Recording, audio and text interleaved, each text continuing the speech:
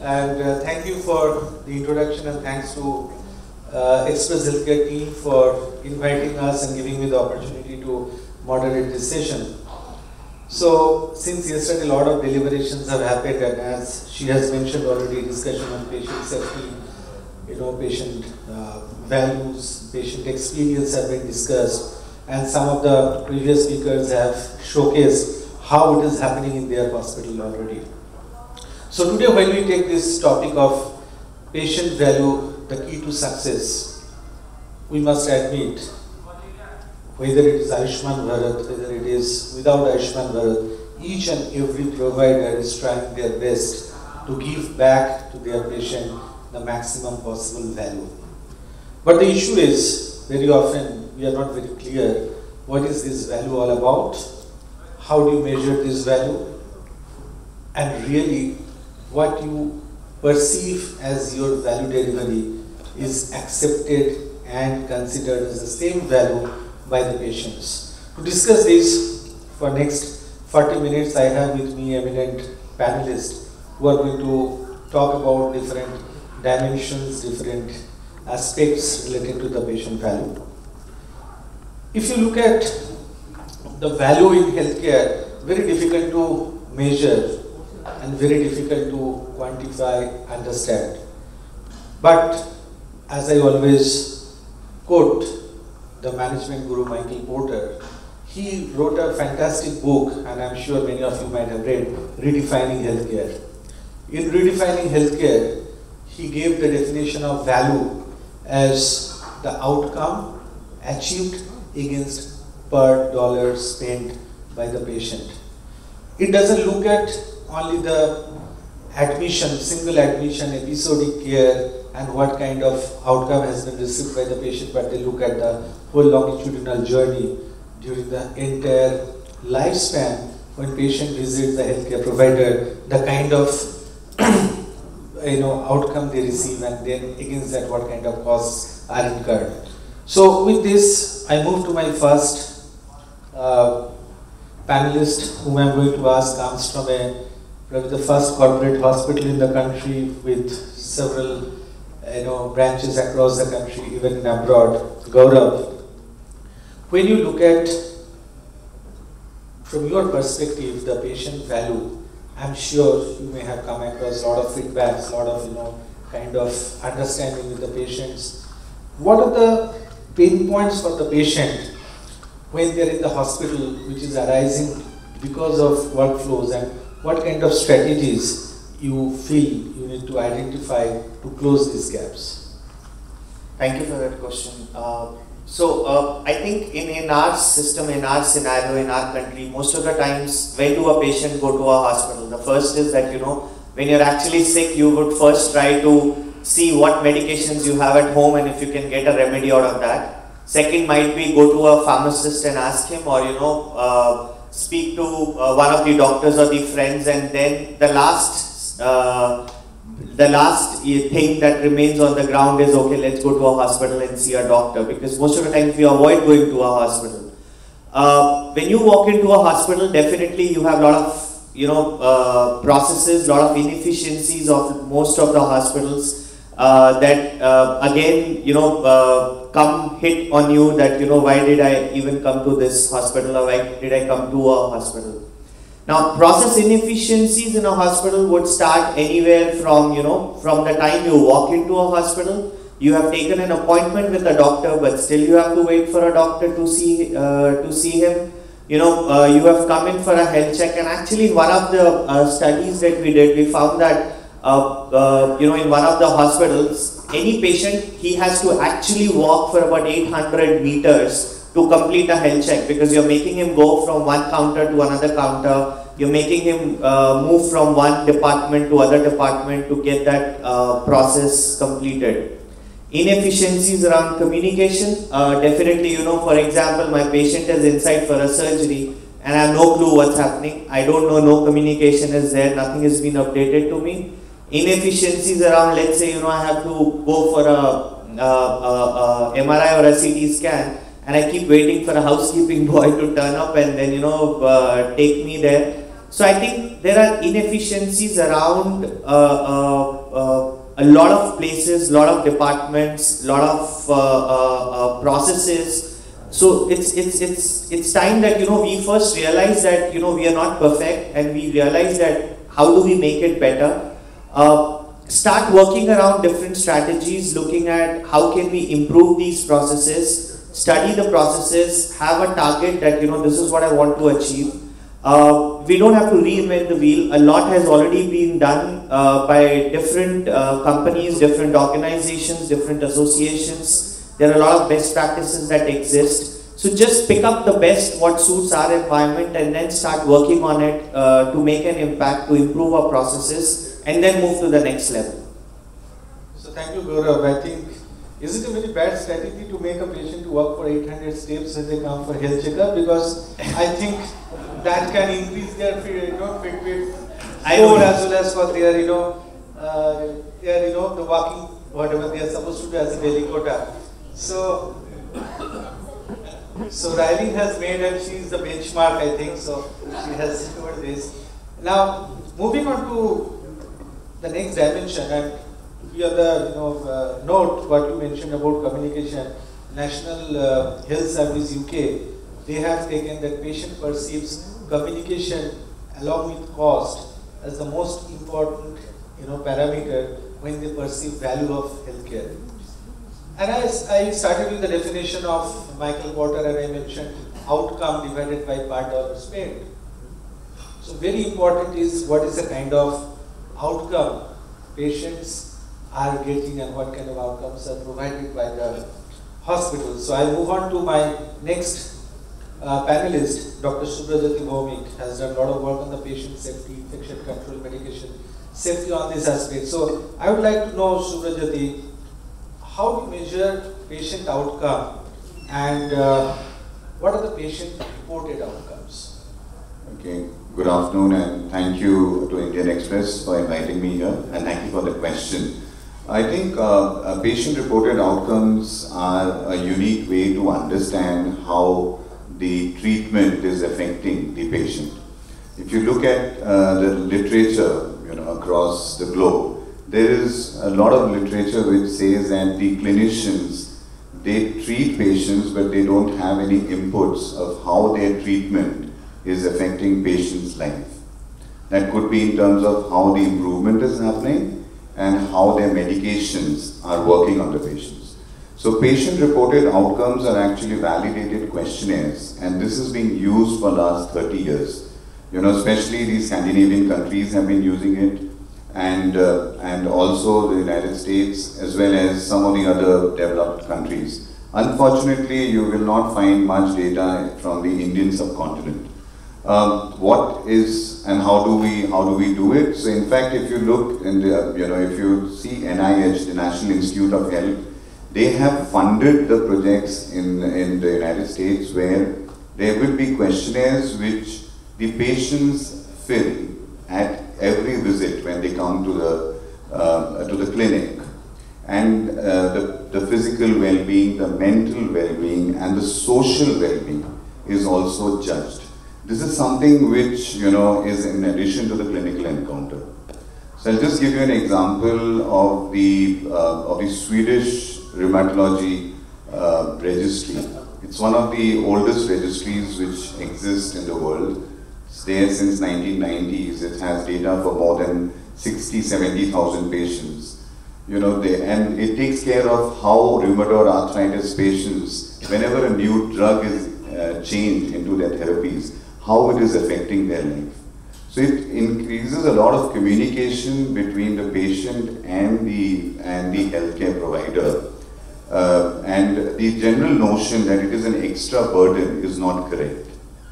I'll give you an example of this success model at my previous institute. I worked at the University School of Medicine at Stanford. We used patient-reported outcomes, especially in knee replacement surgeries. One of our papers got published, which is that the knee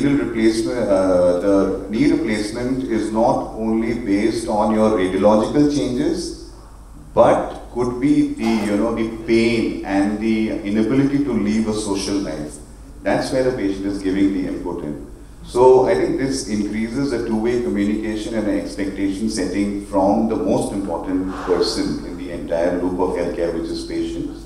And this, I think, this is something which we probably, if we start utilizing it in our country, will go a long way to improve the interaction which is currently present in the healthcare.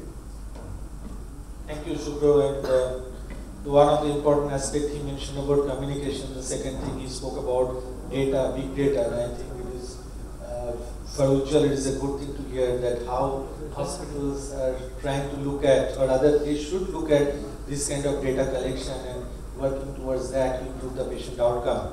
But now I move on to entirely different dimension of this patient value. As healthcare part of the service industry, we have lot of encounters. You mentioned about clinical encounters, I mentioned about the encounters with the staff, and sometimes yes, it is really an encounter.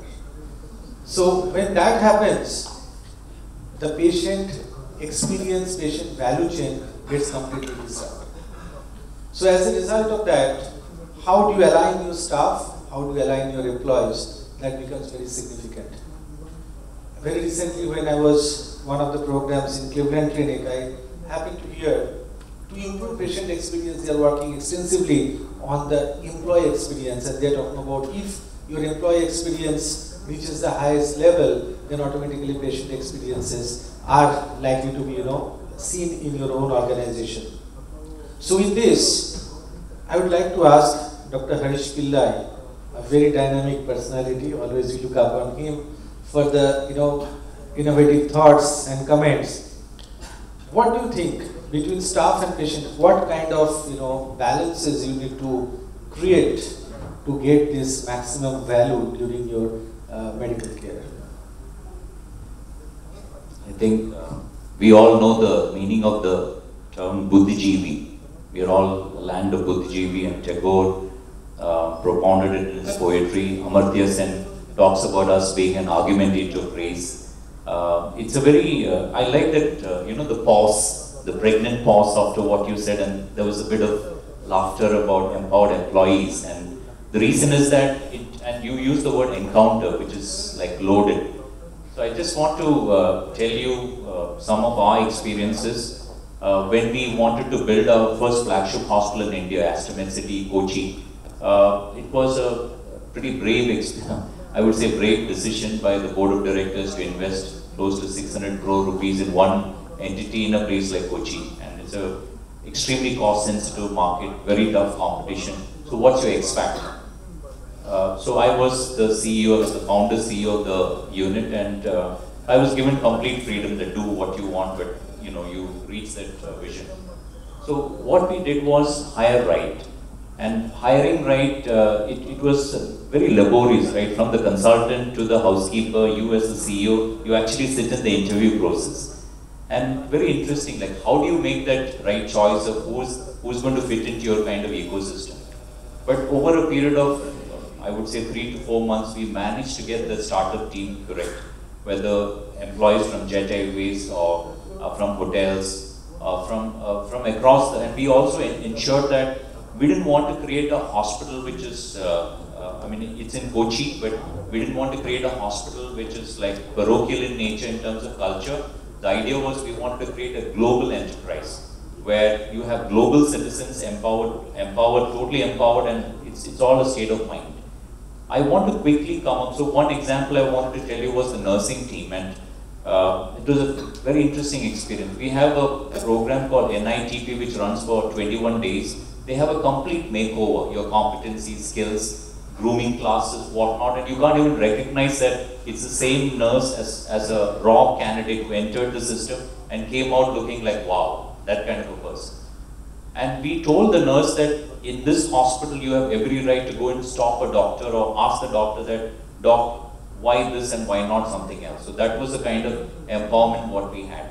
Now, when you talked about this encounter, the pregnant pause, what I'm trying to say is the flip side, is that in 2018 we had this mass strikes across Kerala, because of minimum wages and huge agitations.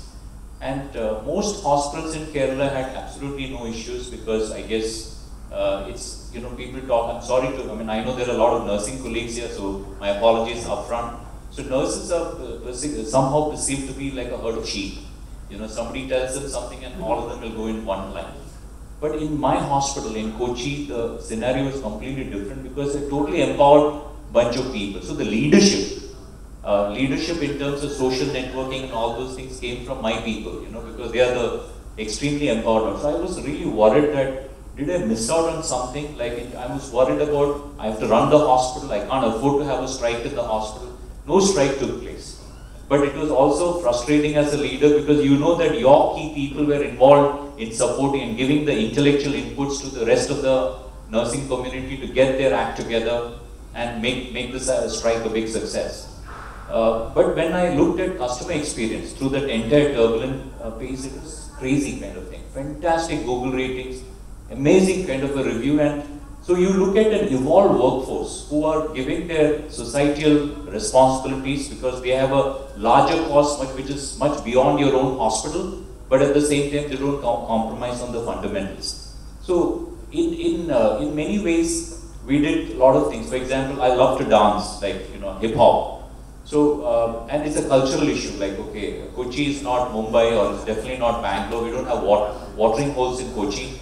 Now, how do I bring that kind of energy? And because I love to dance, so we got the Joint Commission Accreditation Award in 2015. So I called for a dance party. You know, my entire team, including housekeepers, the whole team, 2,500 people in a large place. We had a DJ and the music is on, but nobody's on the dance floor. So me as the CEO, I had to go up and, you know, I had to shake my legs, and then slowly people started coming out. Today we have a culture that when we celebrate our annual days at the Indo Stadium at Kochi, we invite the entire workforce and we really dance the night out. So motto is that you party hard, you work hard and you party hard. And this kind of hierarchies are all hierarchies of the mind. To run an effective hospital, yes, you need to have the formal structure, but it's the informal relationship with your team which gives you the X factor.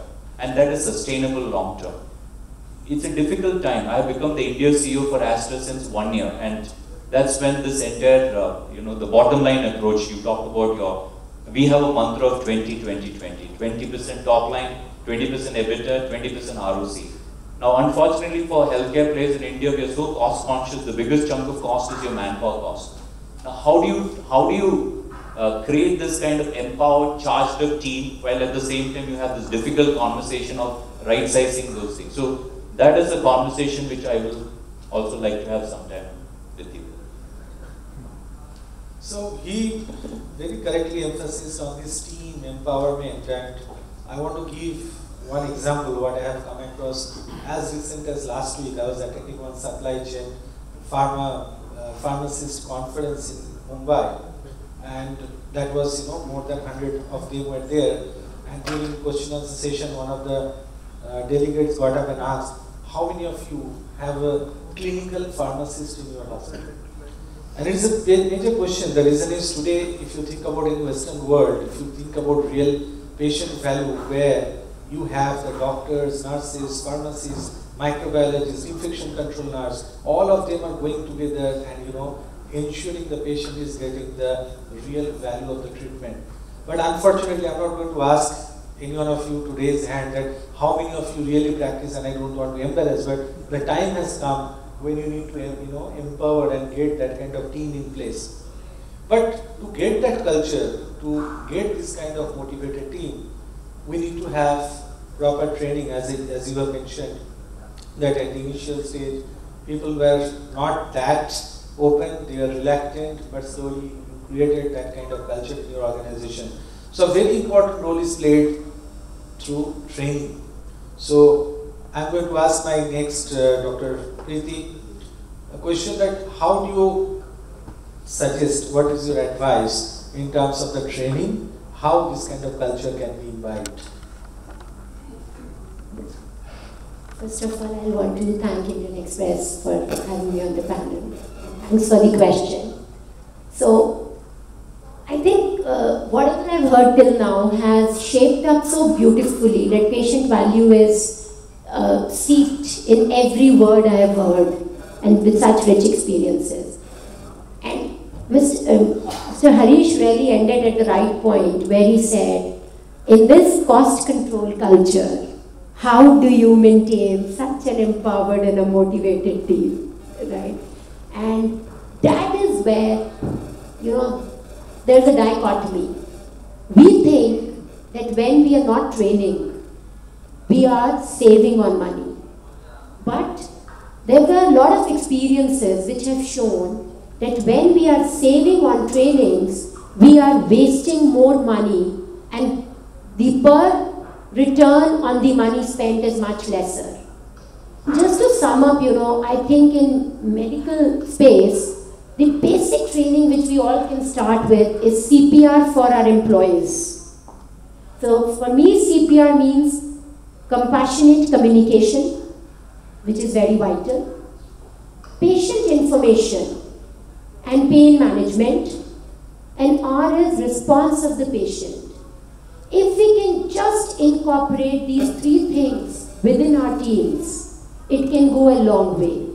If we can just fit this in that, how our employees talk to our patients. And very important for that to happen is, employees should be happy.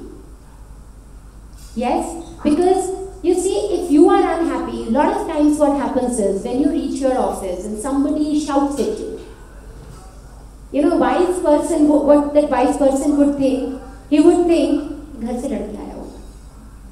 Right? It's not always about you, it's sometimes about the other person. So, it is very important that we train our team on how to control these type of day-to-day situations and not let that come out with our patients. And of course, for that, employee health is very important. In terms of just telling the patient about what he can expect in the today's day plays a significant role. If those expectations are aligned, you will find that the feedback forms which patients fill are much more positive than otherwise. And third very important thing which I generally focus on the trainings which I do are, just informing the person with whom you are interacting before what are you about to do. Even if that means that you are switching off the TV or in 10 minutes a nurse would come for an injectable. If the patient knows about it, just that simple step goes a long way in the patient value. So if these three things we can implement to start with, I think there's a long journey to reach to what Harish has just said, having a team like that, which actually gives that patient value, which is very vital. Thank you. I think we have touched upon the process improvement, process changes. We spoke about the clinical outcome. We spoke about human resources, their empowerment and the training. And the other dimension which we can't afford to miss out, that is how do you get technology in place. In fact, some of us have attended the morning power session by Elsevier, where Ujjwal had a fantastic presentation to showcase that how things can be changed and improved by adopting technology. So I move on to Dr. Ujjwal, and I'm going to ask that how can health technology add value in patient care? Thank you, Joy. Thank you, Indian Express. Let me address this in two parts. Patient value in terms of direct technology, enhancement in terms of patient information. I think we've talked about Professor Google ad nauseum. And I'm actually tempted to talk about all the tools that, Elsevier as a information science, information analytics company, knowledge company, brings for patients' empowerment. But let me try and address this in a slightly different fashion. There's also the element of how, patients, what is the one thing that really, comforts patients despite all the kind of disturbances one may have walking 800 meters. The moment the doctor speaks to the patient in a compassionate tone, relaxes the patient, says everything's all right. Patient seems to, kind of get rested. Half his troubles are already taken care of. So how do we improve patient value from that perspective? Now, how many of you have seen Patch Adams? A movie had come out somewhere in the 90s. So I remember a scene very clearly, and we got actually free tickets to watch Patch Adams when I was studying medicine. That was because it's a lesson in patient centricity.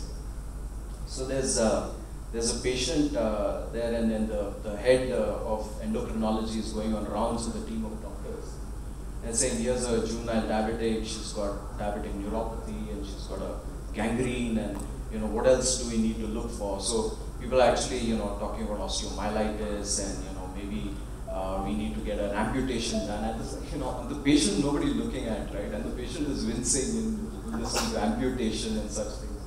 And out of the back, any more questions? Somebody asked, what's her name? Says it's Marjorie. She looks at the record and says Marjorie. So Patch Adams says, hi Marjorie. So Marjorie smiles for the first time.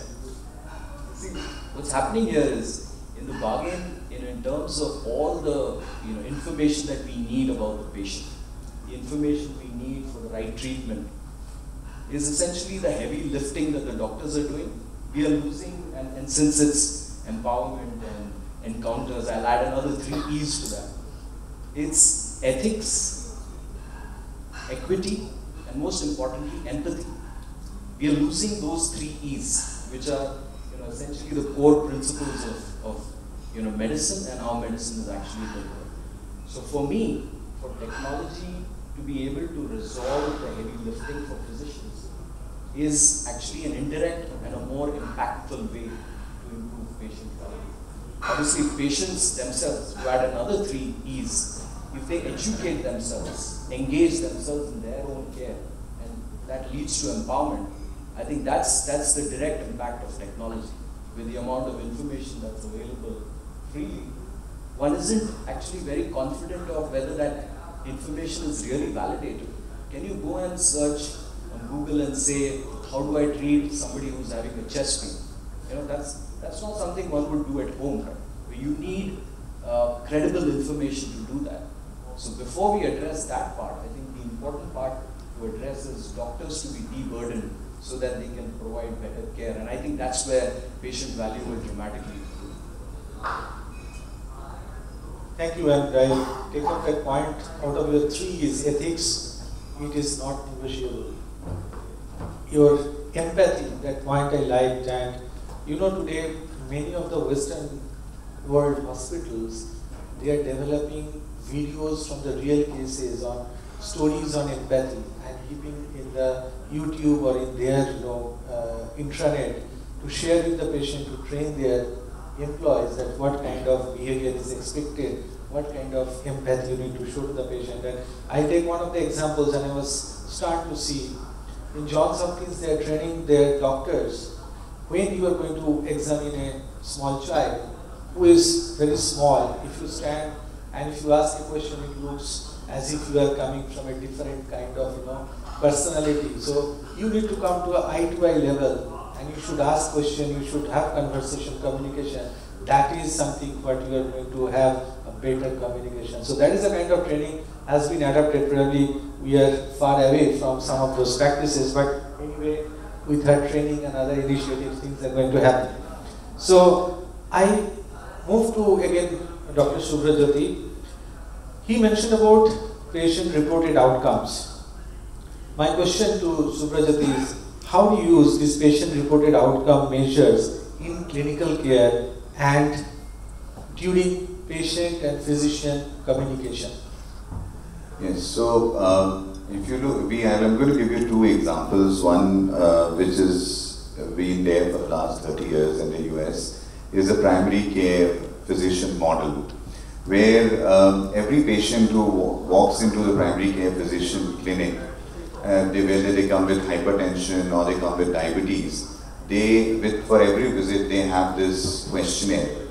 And some of the common complications which are discussed during the clinical encounters, there are specific questions in the patient's language which are embedded in that questionnaire. So what these questionnaires are actually doing is, so if you ask the patient come back after a month or maybe 3 months, they fill it up, they might have forgotten to discuss it while the clinical encounter is going on, but the questionnaire is picking up. So, and they have a levy of at least doing that questionnaire one day before they come into the clinic. So then there is a reiteration in the mind that I need to discuss this with the doctor. So this thing in diabetes actually has helped them, prevent a lot of complications which are delayed complications, like peripheral neuropathy or retinal degeneration. And there is literature which is there. There's a paper in the British Medical Journal you can refer to, where this is a success model, and the model is, how's your health? This model is running since 1990s. I'll come to so India is also not doing that bad. India has patches of excellence. So Dr. Mohan's clinic at in Chennai, and he has embedded that into his practice. And I was fascinated at one of the conferences when he presented that how this, we were discussing about 800 feet, 19,000 feet, what do we need to walk? That was actually put into the questionnaire, which is taken in a, is done in the practice whenever patients come to his clinic. That has resulted in complications of chronic diseases to come down. So here the patient is actively participating in the treatment and is a partner of this clinical encounter, you can say, and also getting the value that I have to prevent certain complications. This is a definitely success tool which needs to be implemented across specialities in India. So, if I may just interrupt with your permission. So, I am reminded of the model of shared decision making, which is an evolving paradigm where patients are now, more empowered to actually approve decisions for their own care. And I think in terms of absolutely. So it all started with clinical trials. And unfortunately, because clinical trials are governed by the regulator and clinical practice is not. So regulator is very concerned about how it improves quality of life. And the clinicians, they definitely, are least, I would say, a bit less bothered. But eventually they are looking at macro or micro endpoints. So this is definitely a shared decision model, yes. So thank you for, focusing on the very, challenge what we have as of now. So I have been already indicated 7 minutes left, and without any empathy, sympathy, rally will bring us all of us down. But before we reach that, I want to ask the other panelists, just keep your answers short and brief and maybe a minute or so. So I move on to Dr. Harish Pillai, and he mentioned something about, you need to empower, you need to see your team is working really like a team, and they are vocal when something goes wrong. They take care of the patient interest. So when you do all this, the organization really need to get into a different kind of structure, the accountability matrix, authority matrix that needs to get changed. So how do you do that in your organization? So you need to have a paradigm shift. The expansion of a CEO is not the chief executive officer. You need to look at yourself as the chief experience officer, not for your patients, but for your employees. Long time back in my Apollo days, I remember Dr. P.C. Reddy was quite famous in Chennai that he used to man some of the counters. And he used to actually do the patient registration and receive the patient. It's a huge shock, you know P.C. Reddy, right? A tall, charismatic, handsome man, doing the patient encounter. And that was a very subtle signal across the Apollo network. The second example I would like to say is the previous CEO of Columbia Asia. We have a lot of speakers from Columbia Asia, Tufan Ghosh. Tufan is an ultimate example of a people person. And the surprising thing is when you look at the tenure of a Columbia Asia employee, you look at a decade. Average time spent in that institution is a decade plus. That's the kind of connectivity which Tufan had brought into the Columbia Asia system. Like for me, what I started off in Kochi was Idli Sambar. I used to call the Idli Sambar mantra of having, it was, titled, it was something like a celebration. I actually used to have Idli Sambar with my frontline staff. It's a very structured thing. And we go department, maybe admission, maybe somebody else. But this was like a regimen, idli sambar with my line staff, with nobody in between. It's just complete skip learn. You have a frank social conversation, and you get this fantastic snippets of information. So what the learning, which I wanted to tell you, Joy, is that you reverse the entire pyramid. It's all in your mind. Don't think that you are sitting at the top. It's actually those guys in front line who's at the top, and your ultimate job is to change the culture and empower those guys. Then you will run a fantastic hospital. Yeah, thank you. And sharing the menu, I think depending on the region, you can have Golgappa and Vada Pav also. So I take the clue, and you reminded me Tufan, and already we are getting boiled within ourselves. India is not in the final. Now Tufan is the CEO of National Cricket Academy. They are going to produce cricketers for the next World Cup. So I move on to Gaurav again. The example of Dr. P.C. Reddy, legendary healthcare professional, all of us, you look up him with the kind of inspiration he gives us. So Gaurav, you come from that organization. Can you share with us some of the success stories or some of the examples what you have to give us in terms of your patient value? What kind of practices you have adopted in your organization? Thank you. So I think before getting on to the practices, it's very important in your organization, as I said before also, to first identify those touch points which need improvement or where we are not really doing that well. Pick it up from the patient feedback, from the staff feedback as to what are the points that we need to really improve on. So one of the examples that I would definitely like to touch upon is the dial 30 thing that we looked at. So in any hospital, you would always notice that there is a call bell mechanism at the patient's bedside, and the nurses are bothered every time because they keep pressing the bell for all the needs. And a lot of times what happens is nurses would have X number of patients in a ward setup. They have to run around between multiple things to do, from medical records to medications to answering calls and following up with people and stuff like that. So what we tried to do there was differentiate the medical and the non-medical requirements of the patient. So every patient room or every patient bedside would have a calling mechanism which is called dial 30. You just press that number for any of the non-medical calls that you want to, or non-medical needs that you want to address. And the nurse call bell would only be pressed if there is a clinical need. So now, to get a blanket or to get a room cleaned, a patient or the family member doesn't have to call the nurse for it, while there is a separate set of team that would respond to those kind of situations. So I think it's very critical that you identify, because every organization is different, every building is different, every team is different. So based on your boundaries, you need to identify which are the areas for improvement that I want to look at, and then start working on that with the solutions that suit mostly your requirements. Thank you, Gaurav. And I know of late a lot of these kind of parameters, matrices are measured. What is the nursing response time? What is the response time by the attendant? How quickly you have closed the complaint? But that directly, indirectly creates some amount of stress on the patient mind. So my question, I move on to Dr. Priti, and I am going to ask, how team stress can impact patient care at hospitals?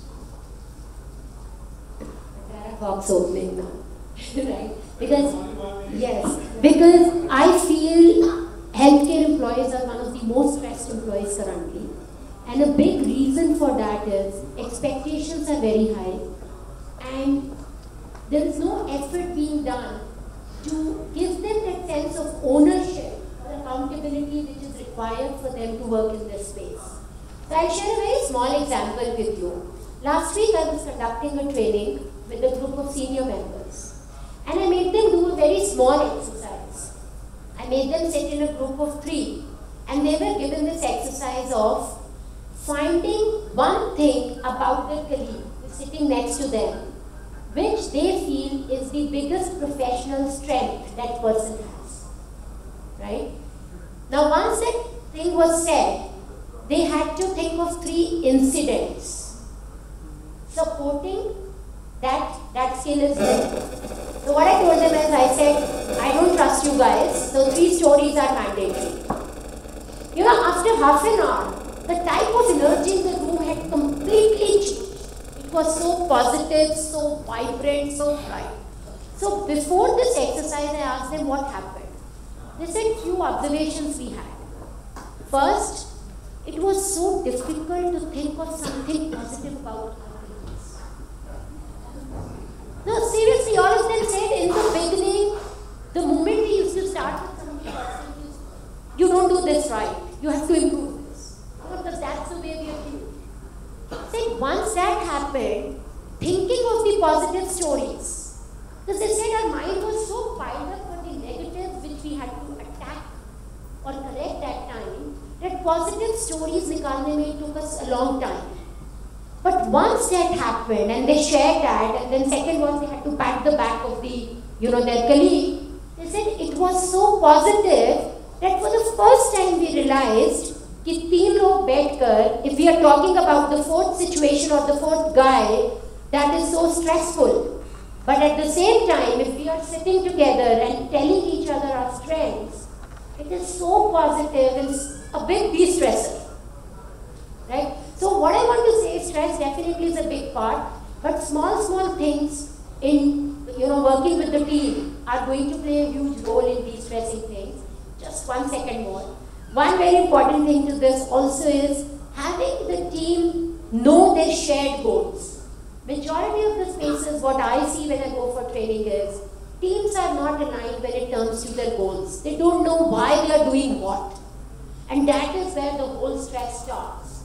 And as we all know, if you love what you're doing, then it's not a job, it's just a time pass and fun game for you.